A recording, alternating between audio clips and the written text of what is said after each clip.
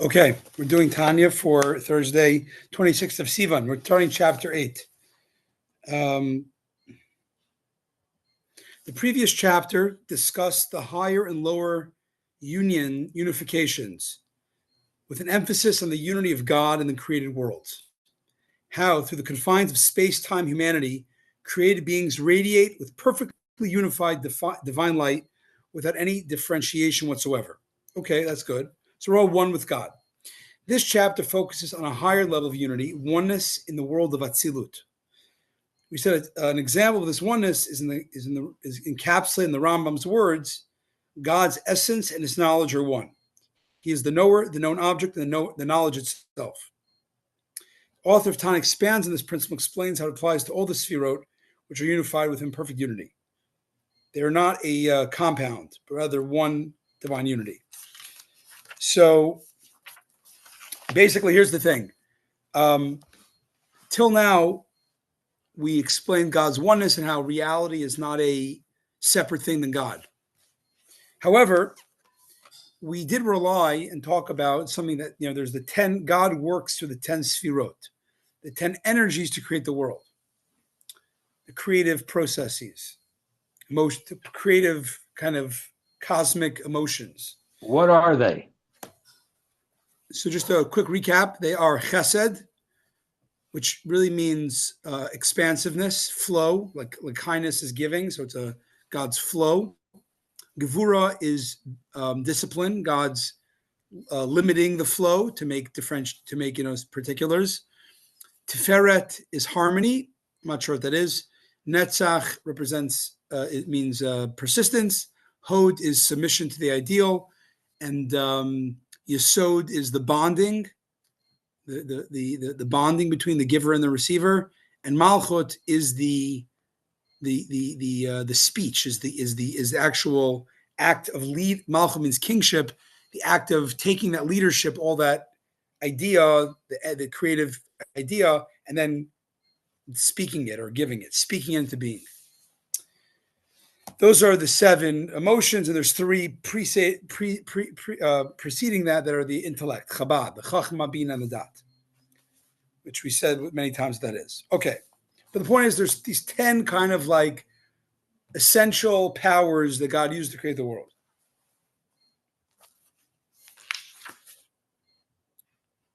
And what we're going to do in this chapter is explain, and all those 10 sfirot, by the way, is what constitutes the world of Atzilut, the highest kind of concept of reality. I mean, we're in a lower reality where everything is much more defined, but in the higher reality, things are, in the highest kind of reality outside of just God himself is what we call Atzilut, the world of emanation, which is where it's the world of these 10 sfirot. It's almost not like a world. It's almost like God's, extension.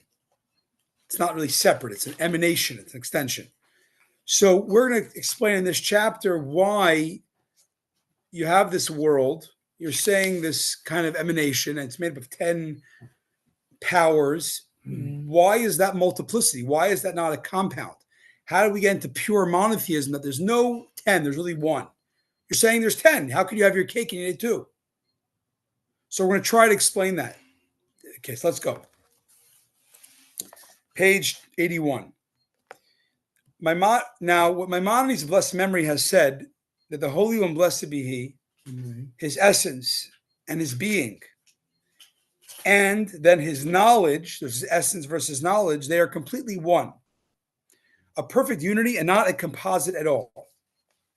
This applies equally to all the attributes, not just to God's knowledge, but any of the attributes of the Holy One, blessed be, and to all His holy names. We said the names represent the names in many ways, and there's no mention in the Torah, in the Tanakh, of the 10 sfirot explicitly. But you do find a lot of allusions to them. How? By the names, different names of God. A lot of times they are reflecting a certain one or some of those sfirot. Mm-hmm. And there's other allusions, but it's not as clear. So Kabbalah kind of, analyzed it and came up with the 10 sfirot, deciphered the 10 sfirot. But the point is, all these names of God is there's this aspect of God and that aspect of God, but there's no aspect. There's no real differences. They're all one. How could that be? And the designations with the prophets and sages of blessed memory have ascribed to him. You see, even the great prophets who were, they were observers of the divine. We say they called God different names. One called him Chanun, the gracious one. One called him Rachum, the merciful one. One called him Chassid, the pious one, or whatever, the beneficent one, and so on. And this is true with respect to his being called wise. We see in Tanakh, Isaiah said, God is wise. And likewise, with respect to God's will, as it's written, God desires those who fear him, and he wishes to do kindness. And he desires repentance of the wicked, and does not desire their death from the wickedness.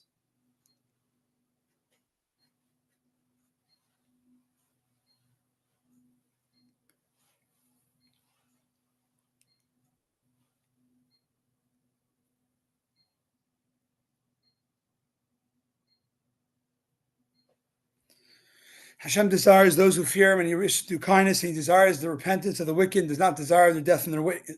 And God does not desire their death of the wickedness. He wants repentance of them. So we see verses indicating that what God finds desirable and undesirable. He likes kindness. He doesn't like punishment.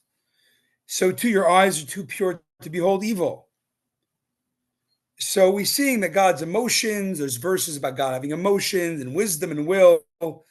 Nevertheless, next page 82, his will and his wisdom and his attribute of kindness and his mercy and all his other attributes do not add plurality and composition, God forbid, to his essence and being. You see, the basic Jewish belief, as that Rambam so beautifully said, is that there's no parts of God. God is all one. But yet we do see there's aspects of God. So how is it all one if there's different aspects? But his being and essence and his will and wisdom, understanding and knowledge, and his attribute of kindness and his might and mercy and beauty, the last of which is composed of his kindness and might, and likewise his other holy attributes, keeps repeating itself, all the above, constitute an absolutely perfect unity, which is his very being and essence. As Rambam of blessed memory said, this form of unity, the God's knowledge, Rambam talked about God's knowledge, he didn't go to all the other attributes, but knowledge is one big one. His knowledge is one with God, and therefore is beyond the capacity of the mouth to express, beyond the capacity of the ear to hear, beyond the capacity of the heart of man to apprehend clearly. Okay. So basically, all we're doing to now is kind of not answering how this can be. We're explaining the paradox. Good morning. Daniel, who are you? Welcome to our class. Good morning. Thank you for having me. How'd you find us? I heard about you from Mori and Razy in Vero Beach. And I just sent you an email. Cool, amazing. I'm happy you're joining. Day. All right. That's nice. That's how I found you. Beautiful. So where you live? I live in Geneva. In Geneva, very nice. Okay, so let's continue just with this idea. We're talking, to summarize, we're doing, so just Dan, I'm going to put a link for you in the chat. If you want to follow the text, the best place is Chabad.org daily study. You can also purchase or get a free subscription to the magazine Chayenu. Is that you get I'm gonna put a link. You can get a 30-day trial, 4 issues for free, and you can order that and you can follow with us inside in a booklet. Then you can decide if you want. It's either online at the Chabad.org, or you can also get this physical copy we use and use it. Okay. But we're doing now the Tanya. So if you go to Chabad.org/daily study, click on the link that says Tanya. It will go to today's Tanya. Every day it's dynamic. It changes to the day's exact portion that we're doing. But anyways, we're talking. I'm just going to mute you for now. If you have anything, you can unmute yourself. So The thing is like this: we're basically setting ourselves up for a big mission, a big task. How could it be that the Kabbalah says God has these 10 powers, the 10 sfirot, and yet God is, what do you call it? One. Is one, and all one in the most pure sense. There's no parts. God is one, not made up of a sun and a moon. It's not pantheism. God is one. So, but you're saying there's 10 parts of 10 powers. So we're going to talk in the next few chapters how that is. Okay. But now I just want at the end of today, the last few paragraphs, I'm going to read in the Steinsaltz. He's now differentiating between a human being's makeup, let's say our mind and our sense of self, two separate things. Our mind, the knowledge of stuff that we know, and let's say ourself. These are not exactly the same. For man, visualize in his mind all the concepts which he wishes to conceive and understand, all as they are within himself. For instance, if he wishes to envision the essence of will, or the essence of wisdom, or of the understanding, or of knowledge, or the essence of the attribute of kindness and mercy, and the like, he visualizes them all as they are within himself. Okay, I didn't understand this. So I'm going to look this up in the Steinsaltz. A person's understanding. I'm going to do a little bit reading of this book now, which we use, the Steinsaltz Tanya.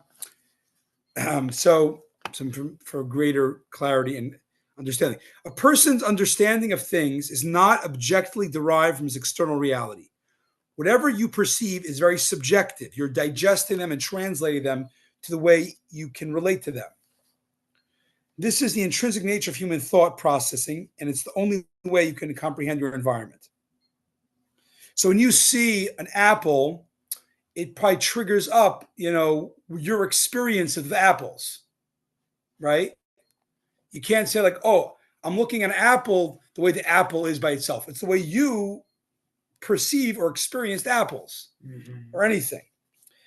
Since we can experience true awareness only of ourselves, we must draw comparisons from our personal realities in order to relate to external phenomena.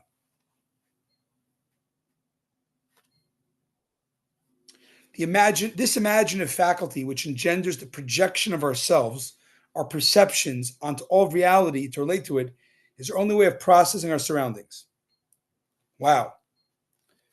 So we are all very biased because we only know what we experience. So what we see from the external is really our translating external into our internal experiences. The medieval sages taught that the soul depicts everything through the lens of its inner sanctuary, elevating the lowly and lowering the elevated. Wow. This is from the Ibn Ezra. Rabbi Avram Ibn Ezra, Spanish commentator of the Torah. Since a person employs images that are generated from within, he necessarily elevates realities that are below him and reduces realities that transcend them. Basically, everything is like when you think about God, you're basically lowering it to the way you can perceive God. When you're looking at a goldfish, right? And you're kind of like trying to understand the goldfish, but it's to some degree colored by your human, level of understanding. Oh, the goldfish is so cute.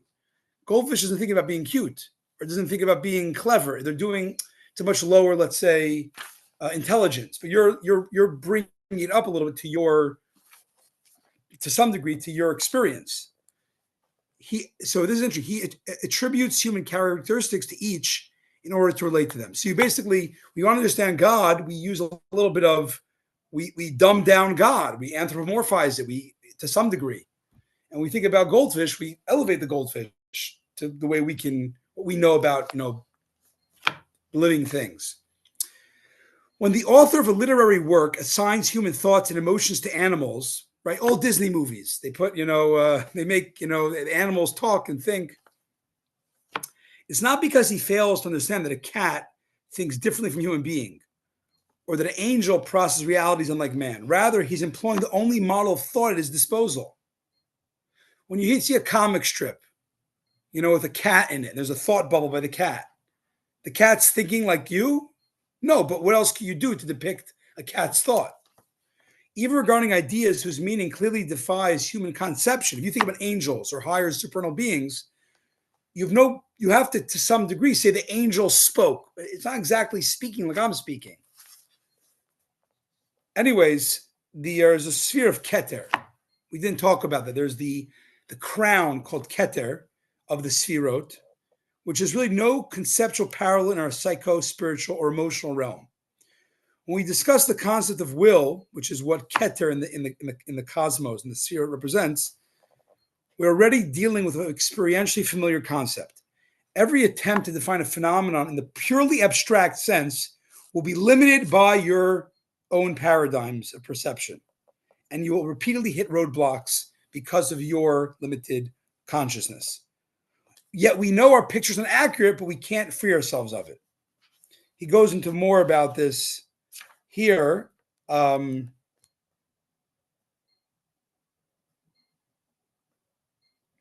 Metaphor and model.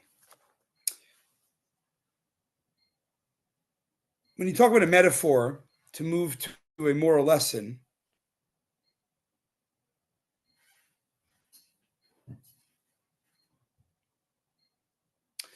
when you give like Aesop's fables, right, or metaphors, I want the tortoise and the hare, right?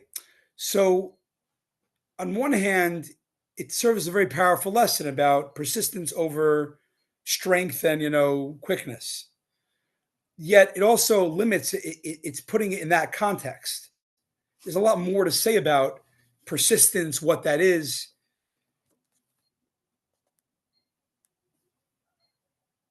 For example, a light needs a vessel. It needs something to bounce back off of. But then once the light is in the vessel, you can't see it purely. You have to see it through the vessel. So the vessel, on one hand, is giving you access to it, but then it's also limiting it. We know, for example, the schematic description of the atomic structure is not precise. Electrons, if they exist, are not simply physical particles, but quantum entities that behave like waves. What is a proton? What is a neutron? Scientists themselves are unclear. Although this model is not precise in the details, it aids us to ascertain the relationships between the elements involved. Meaning, I don't know science so well, but it says it's not clear 100% what exactly a proton, neutron, electron is. But it's good. It works enough to understand the relationship of how things operate. It's a working model. Another example is a map. We say a map, green represents the lower landscapes, and brown is the elevated terrain, the mountains. Map readers do not expect the green colored terrain to be filled with foliage. When you see a country and it's green, there must be grass in the whole country. That's not what it means. It's a common mistake children might make. Likewise, when the cartographer indicates the size of a city's population with a small or large human figure, you don't expect to see giants in the big city, in the cities with a big stick figure. They're just teaching us correlations, metaphors, correlations. It's not literal. So too the Sphirot, which is somewhat of an anthropomorphic model, right? We talk it's the creative process, Chesed, Gevura, and when they do it, sometimes the Kabbalists, they make it a map of a human being body. The right hand is Chesed. It has to be anthropomorphic because we are made in the image of God. But this is exactly the point. Is God the big giant in the sky? Is God a big giant body? No, that's your language. That's not mine. I'm asking you. I'm asking you, yes or no? What are you asking me? I can't even understand what you're asking me. Many times when they depict in Kabbalah manuals the Sfirot, sometimes they put a human body and they put the right hand, and they map it out. Like the right hand is Chesed, the left hand is Gevura, the mind is the Chabad, the heart is the right side. I forget exactly, and so on. I've seen it. You've seen it. Now, do you think those spiritual creative powers is a body, or that's just a metaphor of to try to understand the best of our ability. I don't even think it's that. It's not even a good model. I mean, the words are fine, So the concepts are fine, even fine, better. but that if you're going to try to put some kind of a human being, some kind of a model of a body on or project it onto a body, it does not make sense to me.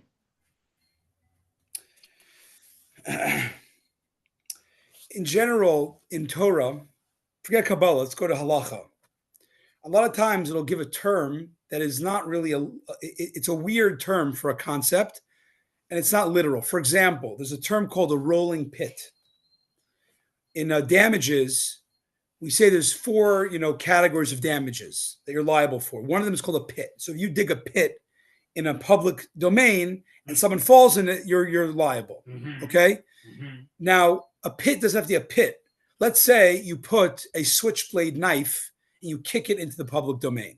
So it's not a pit, but it's a rolling pit in the sense of it's a